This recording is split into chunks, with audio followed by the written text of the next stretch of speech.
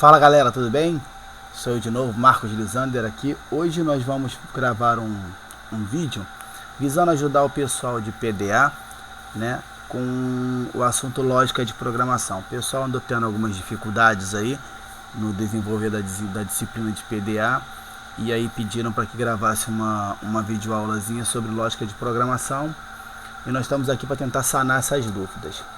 Eu queria antecipadamente pedir desculpa pelo tempo que a gente ficou sem gravar nenhum vídeo aí, porque tá meio corre-corre, mas está se aproximando as provas aí, então vamos tentar decifrar isso aí para vocês poderem entender e poderem se dar bem nas avaliações, ok?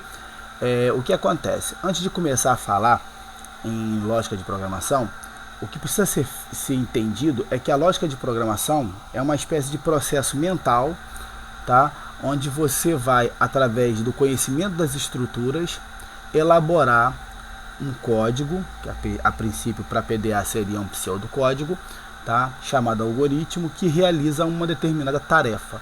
Tá? É passada uma tarefa e aí em cima dessa tarefa você vai fazer, né, usando a lógica de como funciona e de algumas estruturas que eu vou passar, que eu acredito que vocês já viram, mas que é de suma importância que vocês já conheçam de antemão, tá bom? Pode-se usar diversas linguagens para você fazer esse algoritmo, tá? Mas para PDA eles utilizam uma linguagem bastante particular chamada PTEX, que foi desenvolvido pelo próprio consórcio C10 para referenciar o Pascal, que viria depois da disciplina de PDA, tá bom? Então eu vou procurar seguir mais ou menos a mesma linguagem que PDA usa. Algumas coisas obviamente vão fugir da memória, que tem muito tempo que eu fiz PDA, mas o mais importante é vocês entenderem como passa do enunciado para uma ideia, tá? do esqueleto do programa, tá bom? Então vamos começar. Eu vou abrir aqui um bloquinho de notas aqui, tá? Para a gente poder começar a ver. E a primeira coisa que vocês devem ter aprendido, e que a gente vai só tocar aqui no assunto, é relacionado a variáveis, tá? O que são variáveis? Variáveis são espaços reservados na memória, tá? Onde dentro desse espaço é guardado um valor, tá? E sobre esse espaço é dado um rótulo. Então uma variável, ela vai ter um nome de variável, tá? Que vai representar um valor, tá ok? Tá? Existem linguagens que são fracamente tipadas e que são fortemente tipadas. Qual é a diferença entre uma e outra, tá? Em relação ao que é que tem dentro dessa variável. Tem linguagem, por exemplo, tal como PHP, uma variável ela pode ser colocada, um exemplo, um string, e algum tempo depois pode ser mudada para um inteiro, por exemplo, tá? Sem que isso cause algum erro, tá? Já existem variáveis que são fortemente tipadas. Você precisa declarar essa variável é uma string. Se eu tentar colocar um número lá dentro, tá? Ou vai acontecer uma conversão de tipo automática, se aquela linguagem for te permitir isso, ou então vai dar um erro de execução, tá? Então, a priori nós vamos trabalhar com linguagens tipadas, tá bom? Então, a variável, ela tem um tipo, tá? E ela tem que seguir aquele tipo, tá bom? Então, ou seja, nós podemos comparar uma variável como se fosse uma caixinha. Tá? Uma caixinha onde dentro tem alguma coisa, que é o valor, e sobre a caixinha tem um rótulo. E esse rótulo é o nome da variável. Tá? Uma outra estrutura que a gente vai utilizar, tá? Seria um vetor, tá? Ou array, seria o nome que as linguagens trabalham. Aqui nós vamos chamar de vetor. O que é um vetor? Um vetor é uma espécie de, vou botar aqui, ó, variável de variáveis ou variável indexada, tá? O que é isso? Tá? Um exemplo de variável, por exemplo, seria isso aqui, nome igual a José, tá? Isso aqui seria um exemplo de uma variável string, tá? Toda string ela começa e termina com um apóstrofo ou aspas, tá? Para declarar que é um texto, tudo bem?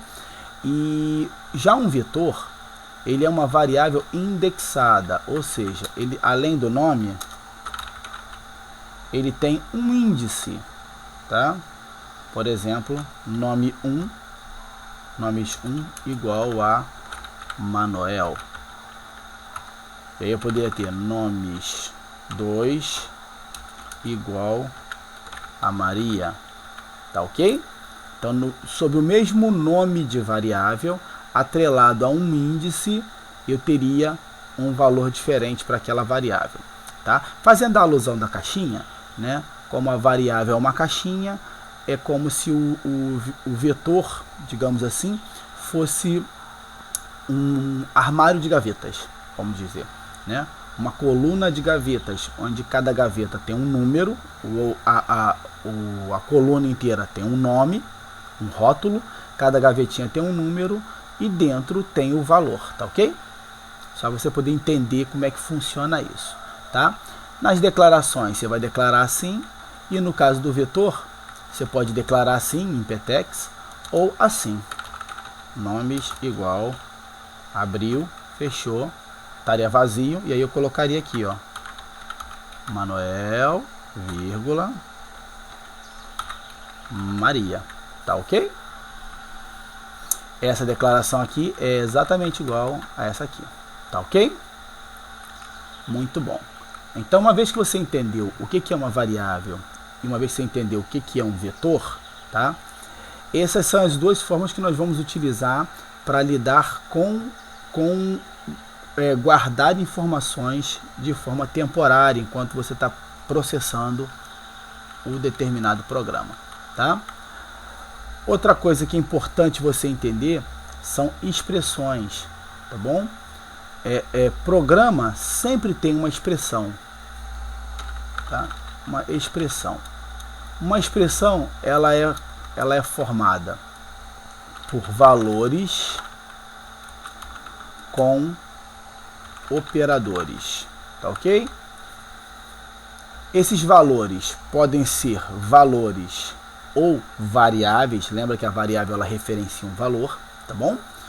E operadores, você pode ter operadores de alguns tipos. Operadores matemáticos, por exemplo, que seria mais, menos, multiplicação, divisão. Esse mod aqui seria o resto da divisão, tá? E você teria também operadores relacionais, tá bom? O que seria operadores relacionais? Vou colocar aqui, ó. Igual, diferente, ou diferente também pode ser assim, tá? Igual, diferente, maior ou igual, menor ou igual, maior, menor, tá ok? E operadores lógicos, que seria eu estava botando em inglês, ou não, tá ok? O que é isso, tá? Os operadores matemáticos, eles operam dentro da variável. Por exemplo, se eu tenho duas variáveis de números e uso um mais, ele vai somar os valores. E o resultado daquela expressão vai ser o valor somado, tá? Mesma coisa para menos, mesma coisa para multiplicação, para divisão, para resto da divisão e assim sucessivamente, tá? Esses operadores, eles têm essa característica. Por exemplo, quando for duas strings, normalmente o mais ele tem um outro sentido que seria de concatenação. Juntar a string tal com a string tal. Usou mais, ele concatena, tá? Em algumas linguagens de programação, o operador de soma e o operador de concatenação podem ser diferentes, tá? O mais importante é você saber que existem esses operadores e que em PTEX eles vão ser tratados dessa forma, tá bom? Porque aí a forma como os operadores são utilizados nas linguagens de programação depende de qual linguagem você está dizendo, tá bom? Já os operadores relacionais, eles visam te dar uma resposta booleana. O que é uma resposta booleana? Uma resposta booleana é uma resposta verdadeiro ou uma resposta falso. Então, quando eu uso um igual, eu quero saber se a variável é igual a um determinado valor, e a resposta disso ou vai ser verdadeiro, ou vai ser falso, não é, tá? Se ela é diferente, se duas variáveis são diferentes, ou se aquela variável é diferente daquele determinado valor, tá? Eu posso usar esse ou posso usar esse, tá? Se ela é maior ou igual, se ela é menor ou igual, se ela é maior, se ela é menor, enfim, os operadores relacionais visam comparar dois valores, tá? E resultar um resultado de verdadeiro ou de falso. Já os operadores lógicos seriam concatenadores de expressões, tá? Quando eu quero fazer uma condição, por exemplo, em que duas expressões precisam ser avaliadas, um exemplo, tá? Eu posso dizer que aquela condição que eu quero seja tal valor, tal variável seja maior que 5 e tal variável seja menor que 10, um exemplo. Então eu estou concatenando duas expressões, tá bom? Duas expressões. E o mais importante para você entender, eu acredito que até os operadores relacionais é muito tranquilo, é muito fácil, porque é muito intuitivo, tá? E talvez a grande dificuldade para o pessoal seja entender a concatenação dos operadores lógicos, tá? Existe uma coisa que você precisa entender, tá? Eu vou botar aqui uma tabelinha aqui, por exemplo, verdadeiro e verdadeiro, vou usar só letrinhas, VOF, tá? V e V é V. O que quer dizer isso aqui? Tá? Uma condição verdadeiro e uma condição verdadeiro vai resultar num resultado verdadeiro, tá? Uma condição verdadeiro e uma condição falsa vai retornar um valor falso. Um valor falso e um valor verdadeiro vai resultar um valor falso, tá? E um valor falso e um valor falso vai retornar um valor falso. O que você pode perceber em relação ao operador E, tá? O operador lógico E. Ele só é verdadeiro se as duas ou mais condições que tiverem, porque eu posso ter um E de 3 condições, de 4 condições. As condições envolvidas no E, elas só são verdadeiras se todas forem verdadeiras, tá ok? Se uma for falsa, tá? Isso aqui é chamado, por exemplo, e vocês devem estar vendo na álgebra booleana, em outra disciplina, de multiplicação, tá? Multiplicação lógica. É como se o V fosse o valor 1 e o F fosse o valor 0. 1 vezes 1 dá igual a 1. 1 vezes 0 é igual a 0. 0 vezes 1 é igual a 0. 0 vezes 0 é igual a 0. Tá ok? Em contrapartida, tá? O OU já funciona dessa forma. E aí fica bastante intuitivo. Verdadeiro ou verdadeiro, verdadeiro. Verdadeiro ou falso, verdadeiro. Falso ou verdadeiro, verdadeiro. Falso ou falso, falso. Tá? O ou já significa que basta que uma das duas seja verdadeiro para que o resultado seja verdadeiro. Uma das duas, ou uma das três, uma das quatro, quantas tiverem naquele negócio lá, tá bom? Aquela condição composta, vamos dizer assim, tá bom? Então o que acontece? Já isso aqui é chamado de adição. É como se fosse um sinalzinho de mais. Só que 1 mais 1 seria igual a 1, tá? 1 mais 1 seria igual a 1, tá? 1 mais 0 é igual a 1, 0 mais 1 é igual a 1, e 0 mais 0 é igual a 0. Tá ok? E o não, ele vai contrariar aquilo que você colocou. Então, ou seja, um não V é igual a F. E um não F é igual a V. Tá ok? O operador não, ele é um operador que é chamado de operador unário, tá? Ele só precisa de um operando só, tá? Então o não, ele vai contradizer aquela condição. Eu quero que aqui, a minha condição é que a variável não seja maior que 5. Então eu vou usar não variável maior que 5, tá ok? Se a variável for maior que 5 vai dar true, vai dar verdadeiro, e o não vai negar, tá ok? Então, uma vez que eu entendeu isso, você vai precisar agora entender sobre laços. O que são os laços? Eu estou falando rápido, porque ainda vai... A intenção é que o vídeo não fique muito extenso, não muito cansativo.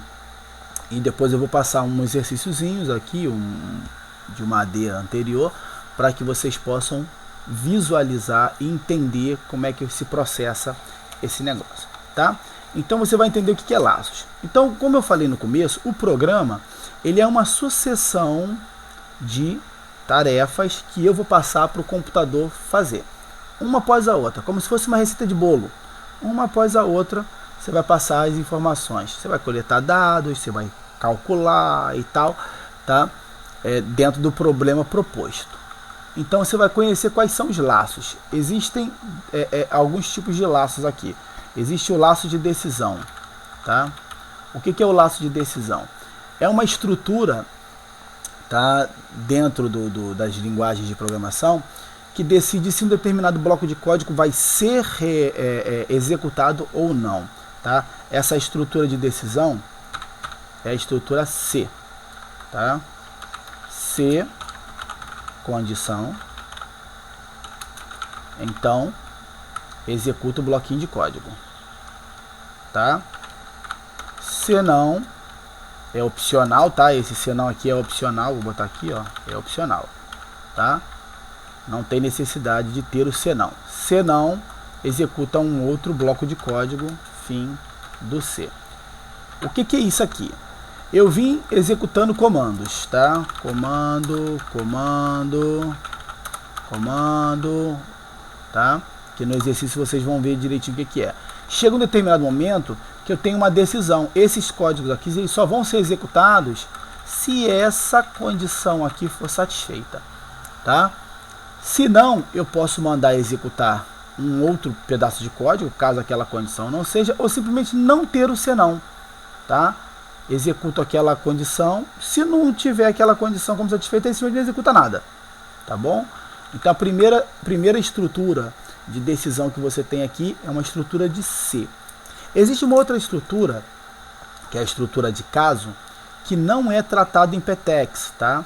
Que nas linguagens de programações, algumas linguagens trabalham como case, tá?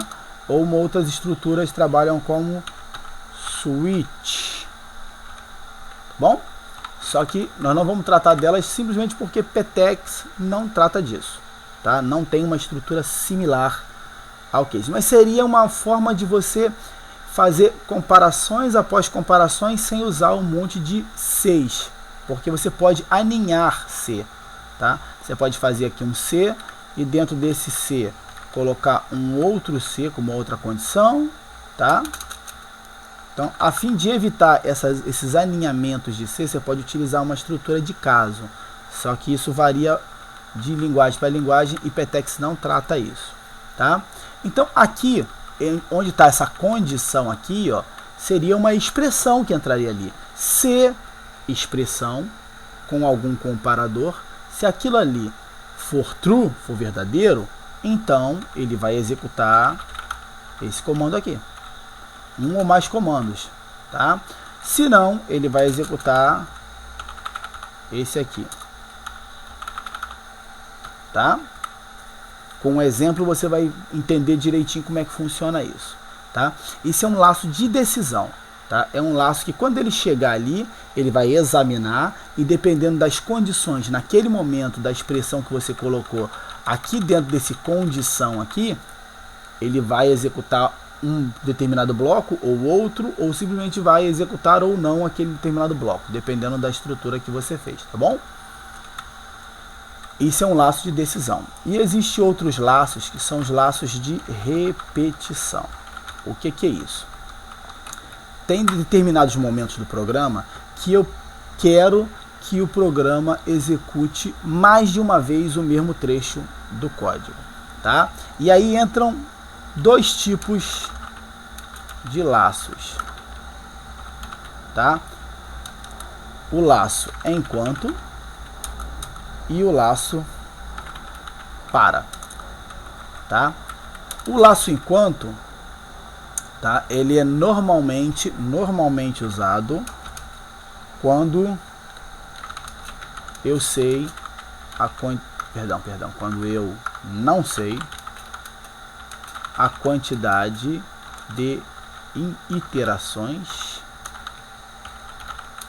que serão feitas, tá? Um exemplo,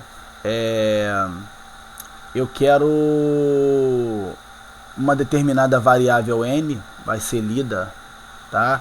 Dizendo a quantidade de vezes que vai iterar, tá? E aí eu quero rodar um determinado código de acordo com a quantidade dessa n, que enquanto eu estou programando, eu não sei o que o usuário vai digitar, se ele vai digitar 2, se ele vai digitar 3, se ele vai digitar... eu não sei, tá? Mas embora nesse caso aqui eu saiba, né? Porque na hora do programa referenciar n, tá? Por exemplo, o pessoal usa muito enquanto para quantidade de bancos de dados, quantidade de dados que vão ser lidas de um determinado lugar, tá? Mas a estrutura do enquanto seria assim, ó.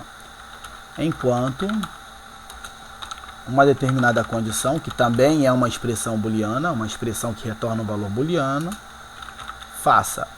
E aí ele vai fazer os comandos fim enquanto, tá?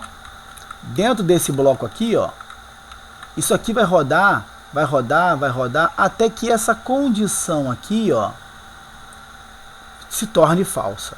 Então é óbvio que se quando eu entrei aqui, essa condição aqui era verdadeira, eu vou precisar fazer alguma coisa dentro desses blocos de código aqui que mude essa condição, porque senão ele vai ficar nesse loop aqui infinito, ok? Então essa é uma das diferenças entre o enquanto e o para, que a gente vai ver daqui a pouco, tá? O enquanto, ele me dá uma condição, tá? Onde eu vou rodar isso aqui até uma determinada condição, tá bom?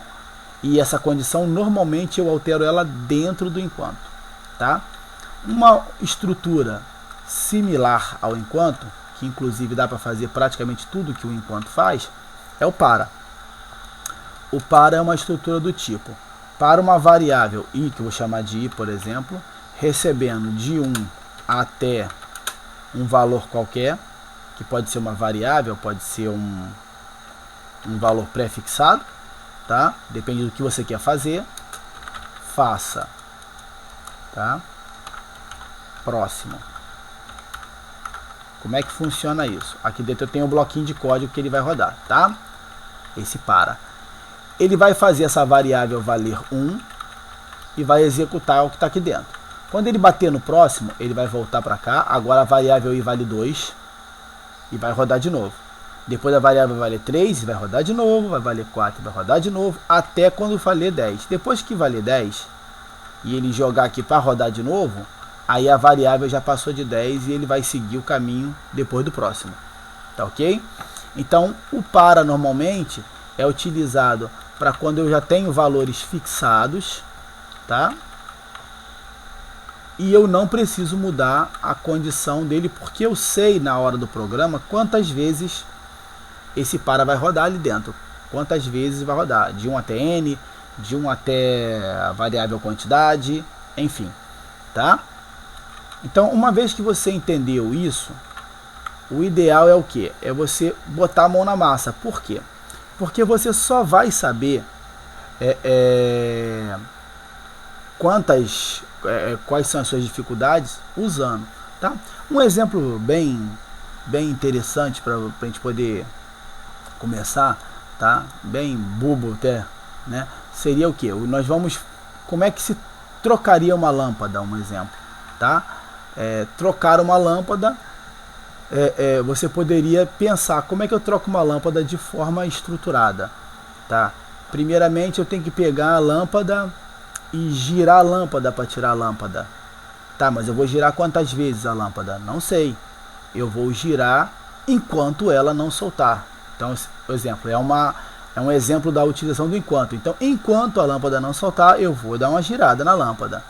Só que, obviamente, ninguém é retardado de ficar pensando assim. É uma forma de você entender que naquele momento você não sabe quantas voltas você vai dar. Quantas giradas você vai dar na lâmpada para que ela se solte, tá? Então é mais ou menos uma alusão de como você usaria o enquanto. Eu não sei, eu vou ficar dando, eu vou girando até ela soltar. Soltou, acabou, a lâmpada soltou, tá? Uma outra coisa é você saber que você teria que dar 10 voltas. Então eu vou dar 10 voltas. Vou dar 10 voltas, seria uma espécie de para. Vou dar 10 voltas e a lâmpada vai se soltar. Tá ok? Tá? Vamos dar uma olhadinha no exercício e aí nós vamos começar a tentar fazer esse exercício buscando como a gente vai pensar, tá, na resolução desse exercício. Vamos lá. Olha aqui comigo. Eu separei aqui uma AD de 2015, segundo semestre. Tá? Há alguns anos atrás se tornou famoso um desafio na web, Google Walks, quer dizer, que consistia em tentar encontrar duas palavras que, quando inseridas no mecanismo de busca do Google, resultasse em uma única página retornada. E aí ele te diz para você assim, suponha que exista uma função, busca Google, tá? Que você dá uma palavra, que retorna uma variável indexada. Lembra que eu falei de variável indexada? Um vetor, tá? Contendo a URL de todas as páginas onde a palavra ocorre. Por exemplo, a chamada lista recebe busca Google mecânica. O que é isso? Retornaria um vetor, olha aqui o vetor aqui, ó, compreendido entre os colchetes, tá? Onde você teria um endereço na posição 1, um endereço na posição 2, outro endereço na 3, na 4, tudo ligado à mecânica, tá? Que foi a busca que o cara fez. Aí ele botou aqui, ó, isto é, lista 1, mecânica online, lista 2, tal. Cada um dos elementos nesse vetor é a URL de uma página web contendo a palavra mecânica, tá ok? Sua tarefa nessa questão é escrever um procedimento, tá? E aí ele dá um procedimento aqui, tá? Que faz o uso da função busca Google e que imprime encontrei se existir somente uma página web contendo ambas as palavras P1 e P2, tá? Aqui ele está dando duas palavras, tá? Que vão ser pesquisadas e que só exista uma única página contendo as duas palavras. E o procedimento deve imprimir não encontrei em qualquer outra situação, o que pode significar que as duas palavras jamais ocorrem simultaneamente ou que elas ocorrem simultaneamente em mais de uma página. Lembre-se que a função busca Google é dada e que, portanto, você não deve escrever seu código. Tá? E aí ele te dá o seguinte, em sua solução, você pode fazer uso da função tamanho, cuja documentação é mostrada a seguir. E está aqui a função tamanho, ela recebe um vetor e retorna a quantidade de itens daquele vetor, tá bom? Ok, então olha só. Primeira coisa que eu acabei até ultrapassando aqui, ele fala de procedimento e ele fala de função, tá? Procedimento é um trecho de código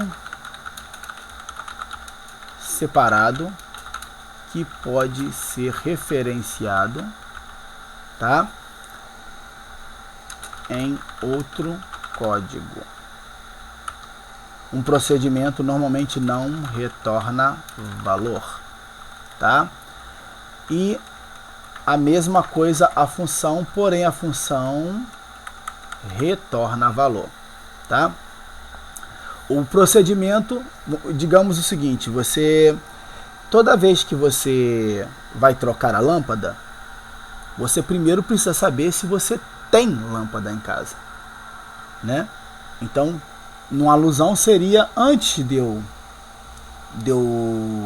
trocar a lâmpada, eu vou verificar se tem, tá? Vou verificar se tem. E aí seria um procedimento, eu vou lá verificar se tem a lâmpada, tá? Na verdade seria até uma função, esse verificar se tem lâmpada, uma função ver se tem lâmpada que retorna verdadeiro se tiver lâmpada e retorna falso se não tiver lâmpada, tá?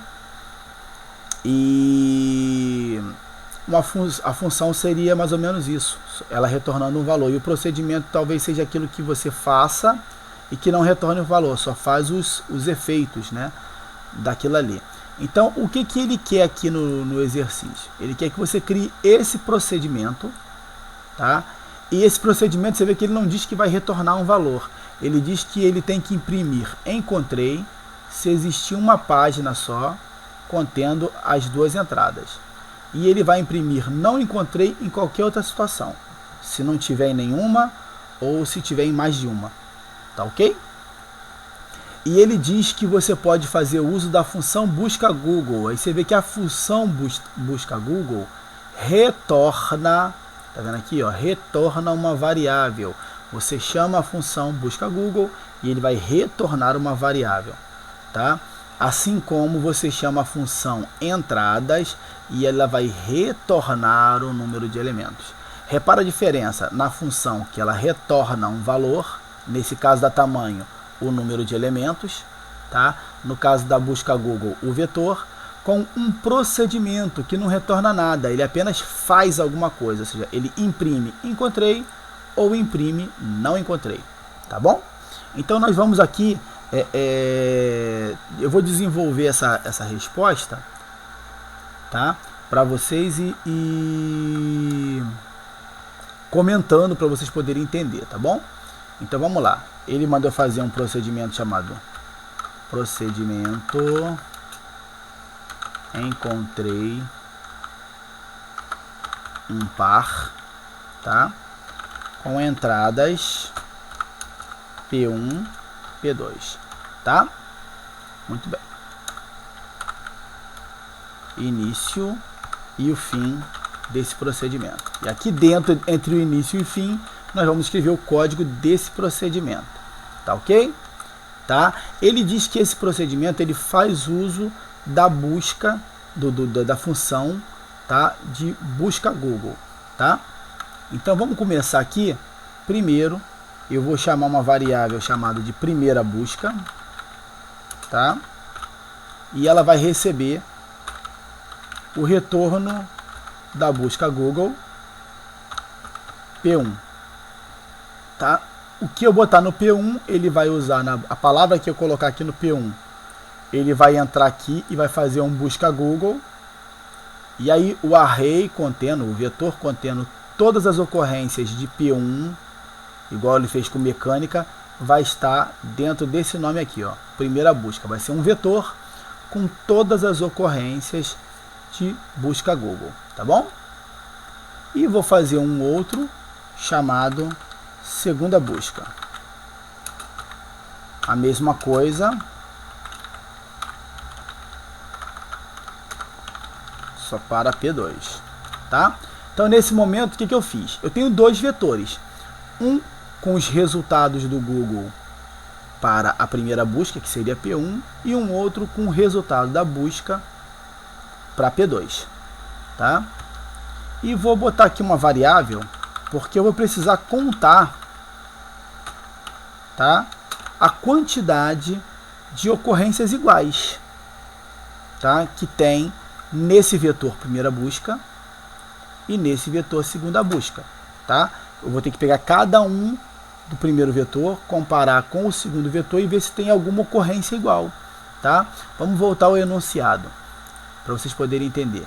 Cada palavrinha, tá vendo aqui, ó, busca Google mecânica, vai retornar um vetor, que a princípio eu não sei qual o tamanho desse vetor, tá?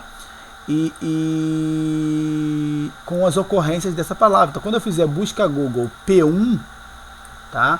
A variável vai receber um vetor com todas as ocorrências de P1, tá? Seja P1 futebol, seja P1 vôlei, seja P1 física, química, qualquer palavra que tiver dentro da variável P1, tá ok?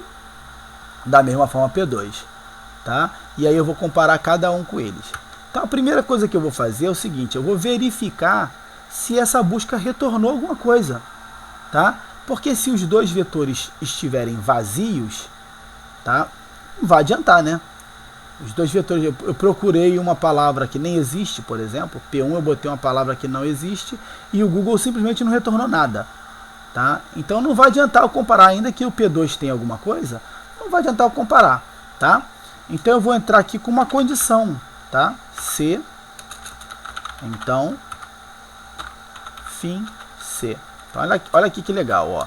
Eu tenho uma condição aqui, eu vou botar uma expressão aqui dentro, tá? E ele só vai rodar dentro dessa expressão aqui, se essa expressão for verdadeira, tá? E que expressão vai ser essa? Eu vou fazer se o tamanho da primeira busca for maior que 0. Ok? Se o tamanho da primeira busca for maior que 0, então quer dizer o quê? Que ali dentro de primeira busca tem itens. O Google retornou alguma coisa ali dentro. Tá bom? Mas só isso? O primeira busca pode ter e o segunda não. Então eu vou concatenar aqui com um E. Tamanho da segunda busca maior que 0. Olha só. Então aqui eu tenho uma condição composta, tá? Olha aqui. Se o tamanho da primeira busca for maior que 0, ou seja, se tiver retornado alguma coisa para cá, e se aqui tiver retornado também alguma coisa. Então ele só vai passar se esses dois aqui, vetores, não forem vazios. Então tem aqui, ó, aqui tem que ser verdadeiro e aqui também tem que ser verdadeiro. Se um dos dois for falso, ele não vai entrar aqui dentro. Tá bom? Então aí nós vamos lá. Se os dois forem verdadeiros, o que ele vai fazer? Ele vai fazer, eu vou percorrer os dois. Por exemplo, eu vou percorrer com um para, tá? Índice da primeira, por exemplo, recebe 1 até tamanho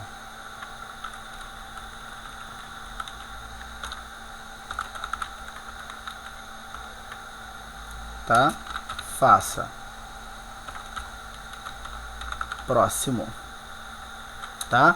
Ele vai rodar esse bloco de código aqui para cada um desse vetor aqui, ó, porque ele está fazendo do índice 1 até o tamanho daquele ali. Se o tamanho for 5, ele vai fazer de 1 a 5. Se o tamanho for 10, ele vai fazer de 1 a 10.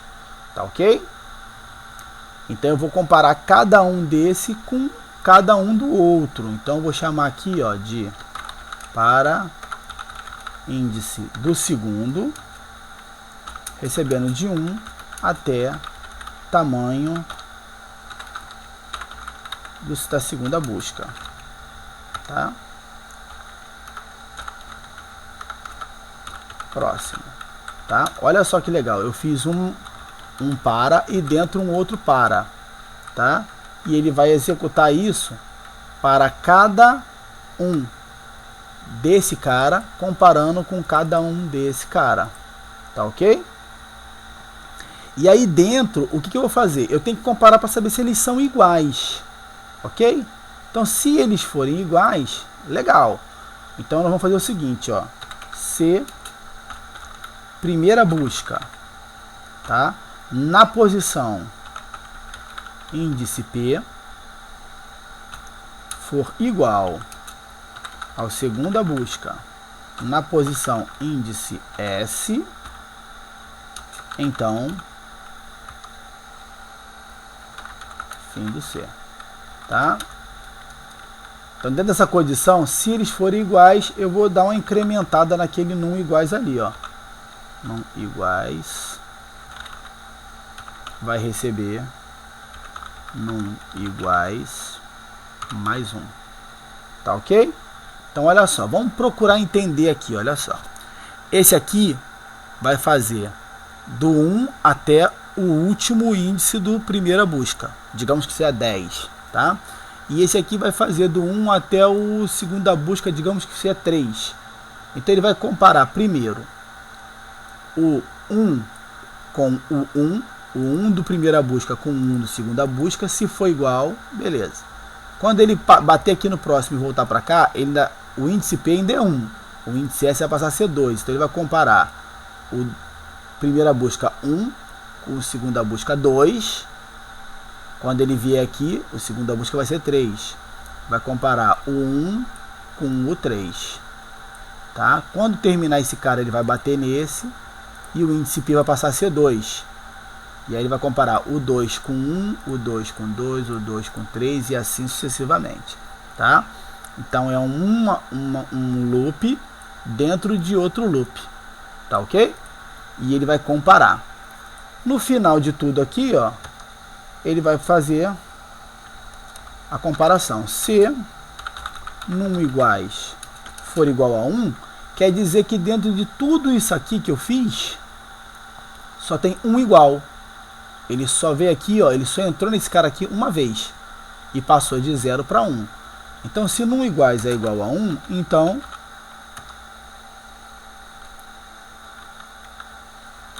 imprima encontrei. E se não?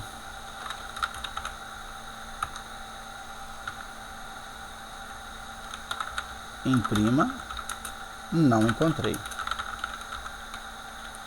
Repara que não me interessa quantos foram não iguais, tá? Nesse caso, o que ele pediu aqui é o seguinte: se for 1, imprime encontrei. Se não for 1, pode ser 0, pode ser 2, pode ser 3, pode ser 10, pode ser 100. Eu vou colocar não encontrei, tá? Porque o algoritmo ele está sendo feito para encontrar apenas um único par, tá? Uma entrada P1 e P2, que os dois vetores só tenha uma ocorrência igual, tá? Uma única página que tenha as duas ocorrências, tá ok? Então aqui ele só vai, se o não iguais for igual a 1, ele vai imprimir encontrei, se não ele vai imprimir não encontrei, ok? Espero que tenha ficado claro para vocês entenderem, tá? Qualquer dúvida pode estar acionando aí, que a gente vai tentar resolver da melhor maneira possível. O mais importante é vocês entenderem como é que se passa, tá? De uma situação, de um enunciado, para uma situação onde o código ele é estruturado, tá bom? O mais importante é você primeiro colocar como eu faria isso na mão, tá? E tentar organizar de forma a utilizar as estruturas, se, para, enquanto, tá? As estruturas que você tem e as condições que você vai utilizar, se vai concatenar com e, se vai concatenar com ou, ok? Estamos aí, espero que você tenha gostado. Continue nos acionando, se precisar de qualquer outra ajuda, estamos aí para ajudar vocês. Um abração e até a próxima.